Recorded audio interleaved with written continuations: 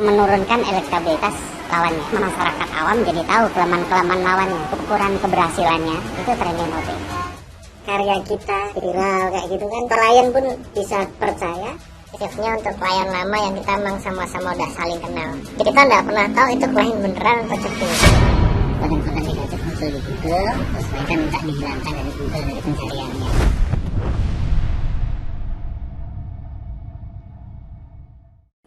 Bulan Februari mendatang, bangsa Indonesia kembali menggelar Pesta Demokrasi Rakyat pemilihan umum 5 tahunan yang digelar serentak di penjuru negeri. Berbagai cara meraih simpati rakyat ditebar, mulai lewat spanduk besar hingga manfaatkan media sosial menjadi incaran peserta pemilu merebut suara kaum muda di era digital. Namun sayangnya, kampanye lewat jagat maya mulai tidak terkontrol. Visi misi program justru absen. Yang mendominasi hanyalah saling serang dan sindiran sarkas. Mungkinkah ada bisnis terselubung di balik kampanye negatif untuk menaikkan tensi demokrasi? Saudara simak buzzer investigasi, jurus buzzer menghantam paslon Pilpres. Tontonan yang lengkap ya.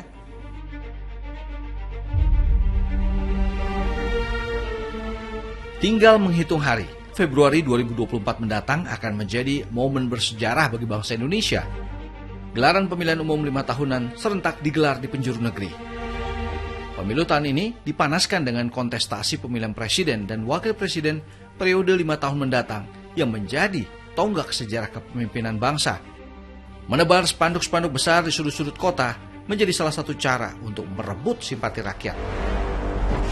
Berbagai platform media sosial juga menjadi incaran tim pemenangan pasangan calon untuk merebut suara kaum muda di era digital. Bermain kata atau meme lucu menjadi cara yang dinilai efektif mempengaruhi suara calon pemilihnya. Sayangnya, kampanye lewat media sosial belakangan terlihat menyimpang jauh dari unsur visi misi program kerja yang ditawarkan para pasangan calon, yang tergambar justru sindiran dan saling serang antar kubu. Kami coba menelisik lebih dalam seputar kampanye negatif yang ikut menaikkan tensi demokrasi saat ini. Salah seorang tim media sosial, salah satu paslon, kami ajak ngobrol santai. Tugas Mas itu seperti apa sih sebenarnya? Tugas saya itu nge-split konten ya.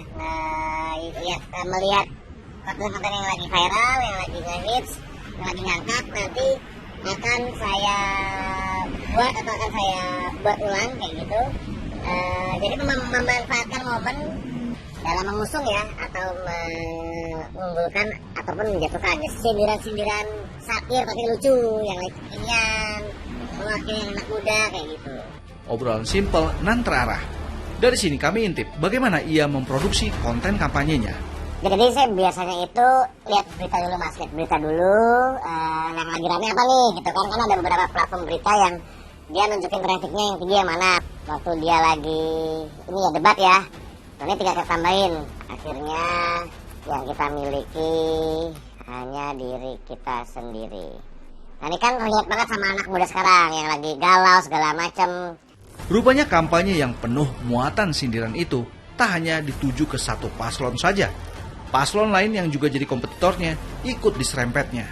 Komentar beliau ya, suami pendapatannya 30 juta per bulan tapi istri pengennya belanjanya 50 juta per bulan. Makanya si suami jadinya korupsi. Yang 0102 itu lagi beraksi, tapi yang 3 cuma jadi cah videografi.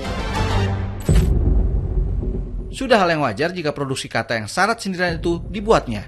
Tapi hal ini tak akan maksimal jika dihandle sendiri. Bekerja sama dengan pihak lain menjadi strategi yang tidak bisa dikesampingkan. Ini saya mau briefing dulu boleh? Boleh, silakan Mas. Jadi nanti ya kita bantu kayak gini. Oke. Main-main segala macam, kita jangan usah main selling, nggak usah sarkas segala macam, kita yang lucu-lucu aja. Ya berarti kita mainnya di segmen lucu satir. Iya, satir lucu kekinian. Tapi nanti itu rencananya gimana ntar bentuk postingannya? Jadi gini, kita akan split ya antara Instagram, X, Facebook, bahkan kita ke apa ya beberapa itu kan kita suka keren ya. Nah nanti kan kita juga ambil momen-momen ya, misalnya posting pantang-pantang ya, ambil di jam-jam orang berangkat kerja, orang jam makan siang, malam itu kita split, nanti kita masing-masing semua platform kita pakai, apapun kita pakai, siap. Merangkul tim buzzer untuk membuat konten yang lebih kreatif bukanlah hal yang tabu.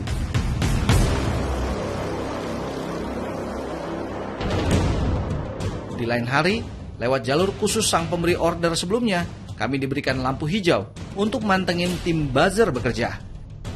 Dari arahan tim riset, proses produksi dibahas.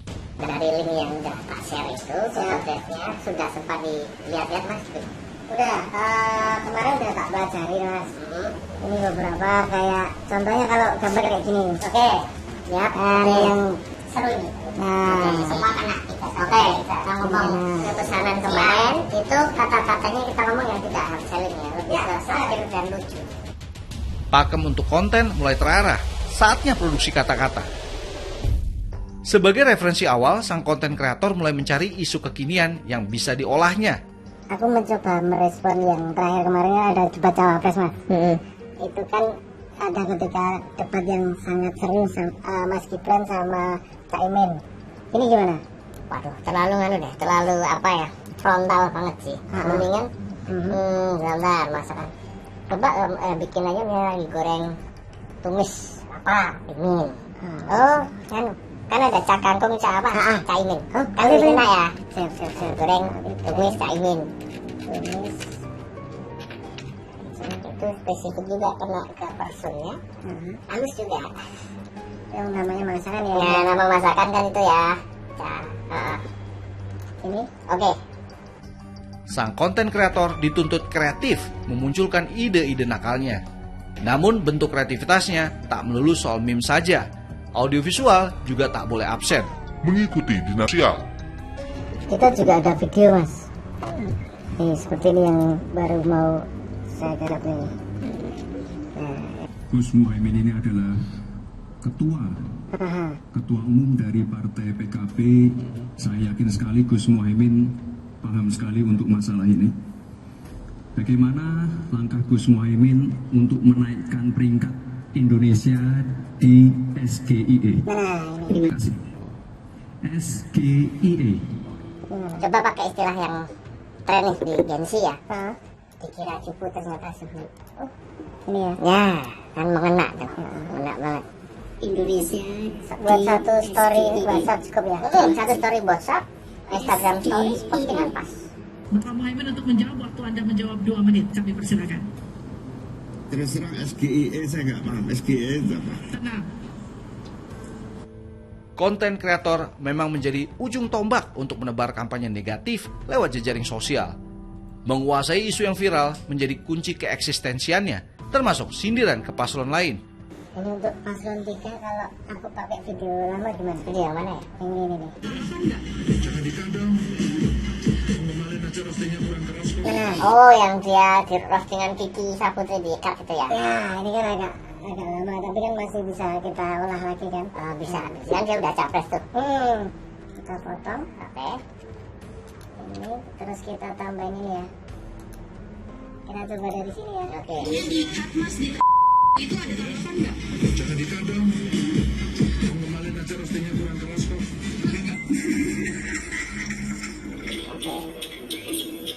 Oh, sip. Potong biar nggak kepanjangan, biar masuknya di bawah 30 detik. Jadi satu postingan. Kalau nggak kepotong nanti. Oke.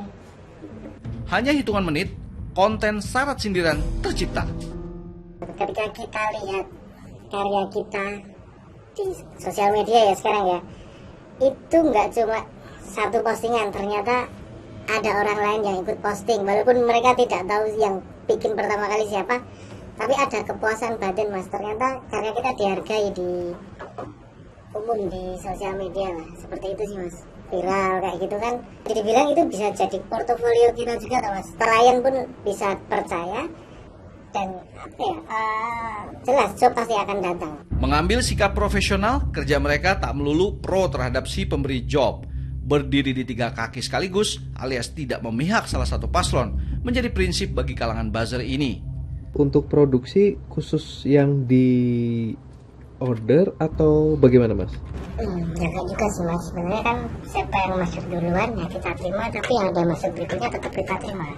Dalam arti betul yang terakhir memang masuk ke kita, tapi sebelumnya ada paslon sudah masuk duluan, ya tetap kami terima. Nah, contoh kayak ini, kenapa kita pakai karakter kartun Doraemon kan, yang nomor 2 kan lagi getol-getolnya pakai AI tuh, pakai kartun. Ya kartun kita lawan kartun. Itu lucu-lucuan ya, lawan gengsi. Ini yang paling viral sekarang. Coba dilihat ada kakek-kakek juga ketagihan. Gitu. Ya memang lagi boleh seneng joget kan sekarang. Nah ini lagi ini asam sulfat kan. Nah tinggal ini karakter tuh. 1, 2, 3 tuh antara sentimen negatif maupun positifnya ada semua. Dan intinya kita tetap kasih semua. Bertebarnya konten negatif yang syarat sindiran lewat jejaring sosial menimbulkan respon beragam. Apalagi generasi Gen Z itu menarik banget ya Mas ya. Tapi itu sih tentu saja kayak kita harus tahu nih selanjutnya visi misinya apa. Selama itu tidak berbau rasis, tidak ada terlalu sindir menyindir yang keterlaluan aja sih Mas menurut saya. Kalau kita hanya melihat lucu-lucuan seperti meme-meme itu, takutnya nanti kita hanya mempunyai gambaran yang sedikit, sementara kita membutuhkan pemimpin yang seharusnya bisa mengayomi dan mensejahterakan masyarakat. Siapnya untuk klien lama yang kita memang sama-sama udah saling kenal. Kita nggak pernah tahu itu klien beneran atau cepu.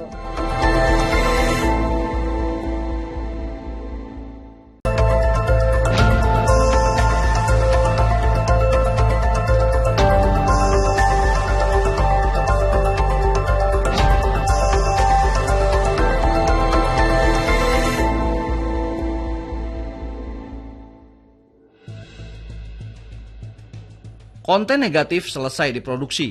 Kini giliran sang pengendali dunia maya beraksi. Isu yang kemarin debat capres dan cawapres yang ributkan paslon dan paslon dengan paslon nomornya sibuk melihat dan atau main aman. Ya udah kita naikin aja. Kita sebetulnya nyerang mereka itu. Ini mau debat atau tarung derajat gitu. Teman-teman pasar lain meng-up, kalau nggak mau minimal ngasih komen lah, komen 1, 2, dan 3, karena sebetulnya kan kita juga jalan di 1, 2, dan 3 kayak gitu. Mas kalau kayak gini tuh biasanya butuh berapa akun Mas? Minimal bisa 3 atau 4 pun juga udah cukup Mas untuk per orangnya ya, karena teman-teman kan juga pasti akunnya juga lebih dari 1. Akun bot-botnya, akun robot. Tapi kita juga punya akun asli yang emang itu akun kita sendiri gitu. Kenapa harus menggunakan banyak akun Mas? Ya satu sisi kalau untuk meramaikan kan nggak mungkin 1 akun toh Mas. Pasti juga ada beberapa akun yang memang tugasnya ada yang bisa menyerang atau kita malah pro kayak gitu. Itu sebetulnya udah dari zaman 2019 atau 2014 Mas. Jadi ada beberapa akun yang memang disiapkan untuk defense dan menyerang gitu. Bisnis kampanye negatif di tahun politik memang membawa pundi-pundi rupiah yang lumayan menjanjikan di kalangan tertentu. Sejalan dengan itu, resiko yang dihadapi juga tinggi. Sikap selektif jadi kunci bagi mereka agar terhindar dari jerat masalah. Jadi kadang ada yang sistemnya by project misalnya. Oke, saya kontrak ya dari begitu masa kampanye sampai kampanye. Di 2 digit sudah pasti ya. Ketika ada lebih, kadang ada misalnya menjelang pemilu, itu kan pasti akan ada banyak dadakan yang ini yuk kita hajar nih, ada momen apa. Itu juga akan ada perhitungan lain, adendum banyak seperti itu. Kita bermain safe ya, safe-nya untuk klien lama yang kita memang sama-sama udah saling kenal. Bahasa orangnya, bahasa profesional, gentleman agreement-nya udah jelas. Karena kalau klien baru, kita nggak pernah tahu itu klien beneran atau cepu. Ya kita meminimalisir risiko sih Mas. Bagi sebagian tim sukses pasangan calon, kampanye negatif seperti ini masih dinilai efektif untuk menggoyang suara netizen. Pertama bagi si klien kita ya, itu pastinya adalah menurunkan elektabilitas lawannya. Karena masyarakat awam jadi tahu kelemahan-kelemahan lawannya, ukuran keberhasilannya itu trending topic. Karena dengan trending topic kan dia menjangkau banyak orang dan orang mereview itu terus-menerus. Nah, ketika kita 1 hari itu bisa minum obat bisa 3 kali isu, ya tiga-tiganya harus bisa menjadi trending topic. Di era digital yang terus berkembang seperti ini, dunia politik bisa dibawa ke ranah positif maupun negatif. Celakanya, kalau yang muncul adalah jejak digital yang berbau negatif, Ini bisa mengancam reputasi seseorang yang akan ikut dalam kontestasi pemilu tahun ini. Melihat fenomena yang berkembang di kalangan tertentu ini bisa membuka celah bisnis baru dalam menghapus jejak digital di dunia maya. Hal ini membuat kami kembali menelisik lebih dalam. Salah seorang yang hatam soal ini kami ajak ngobrol. Ya paling dibersihin mas dari Google, intinya sih itu. Jadi kayak mereka tuh punya atau pernah tersandung kasus-kasus apa lebih konteksnya adalah konten-konten negatif muncul di Google, terus mereka minta dihilangkan dari Google dari pencariannya. Dan itu dihilangkan atau diturunkan biasanya mas dari Google itu? Secara default itu diturunkan sampai ke halaman belakang, bahkan sampai nggak muncul sih. Tapi ada beberapa yang request khusus itu minta dihapus sekalian.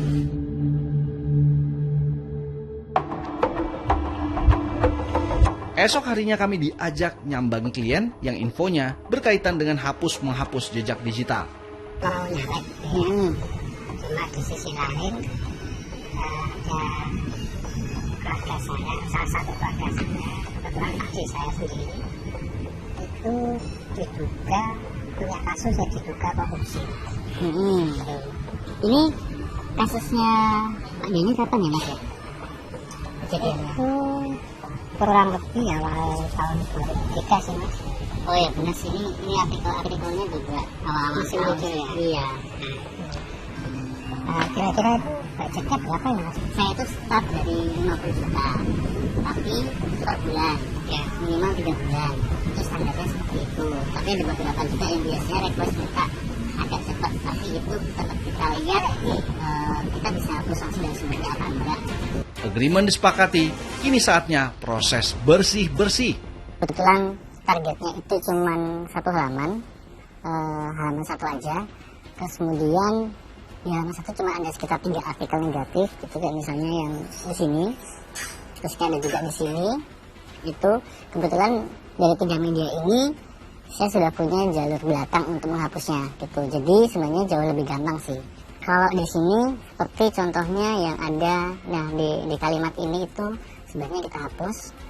Kemudian di sini juga ada, kita hapus juga karena ini kalimat ini mengandung keyword negatifnya. Kemudian dari judul juga, nah judul ini juga terang-terangan dia menyebut tentang kasusnya, jadi sebaiknya kita hapus atau mungkin secara brandnya atau secara namanya kita hapus supaya tidak keindeks lagi ke Google. Edit isi konten dalam sebuah artikel menjadi langkah awal agar berita negatif yang di-requestnya bisa mudah terhapus dari laman website tertentu. Nah ini linknya kita ambil aja, kemudian kita masukkan ke sini, kemudian ini pilih yang ini, next kita masukkan artikel ke sini, dan biarkan nanti Google yang meng-crawling, dia akan ngecek apakah artikel yang orisinal sama yang saat ini itu sama atau berbeda. Jadi yang kita masukkan kata di sini adalah kata yang kita hapus tadi di artikel. Apa itu Mas? Adanya dugaan kasus, jadi kalimat itu saya kopas aja di sini, kemudian untuk membedakan mana yang berubah. Jadi kalau proses hapusnya sendiri sebenarnya cepat hapus artikel, tapi untuk sampai ke di indeks Google itu kita perlu request supaya lebih cepat. Secara default Google itu pasti akan menghilangkan konten-konten yang memang sudah outdated content. Tapi supaya lebih cepat kita bisa minta fiturnya request ke Google ini. Seperti itu prosesnya. Prosesnya nggak begitu jelimet, tapi untuk profesi ini butuh keahlian khusus. Paling nggak tahu cara menjebol untuk bisa masuk ke sistem platform media tertentu yang menulis artikel itu. Dan langkah ini akan terus berulang sampai berita-berita negatif yang ditulis di beberapa media bisa dihapus permanen dari jejak digital yang ada. Dahsyat kan? Nah, biasanya yang kita hapus adalah yang memang keluar saat itu juga. Makanya untuk inisial laporannya adalah kita akan meng-capture semua halaman Google dengan keyword itu. Kemudian kita tandai nih mana aja artikel-artikel yang harus dihapus. Kita catat dan itu jadi KPI kita. Jika dalam proses pengerjaan tiba-tiba ada muncul artikel yang di luar list kita, itu bukan tanggung jawab atau KPI kita. Kecuali dari pihak klien mau model kerjanya adalah maintenance bulanan dari awal. Tapi masalah harga pasti jauh lebih besar. Karena dia akan menjagain semua artikel negatif yang muncul sampai kapanpun. Tergantung nanti kontraknya seberapa lama. Perkembangan cara berpolitik di media sosial belakangan jauh dari kata santun dan elegan. Dunia politik tak nampak serius. Visi misi program justru absen. Yang muncul hanyalah saling serang. Lalu, apa yang sebenarnya terjadi? Memang ada upaya yang sistematif untuk memanipulasi pemilih sehingga konten-konten di media sosial yang ada, yang berkembang itu konten-konten kampanye yang sebenarnya sifatnya sangat dangkal melalui meme, melalui gimmick dan seterusnya. Memang kemudian diarahkan untuk hal-hal yang sifatnya bukan substantif, bukan politik programatik.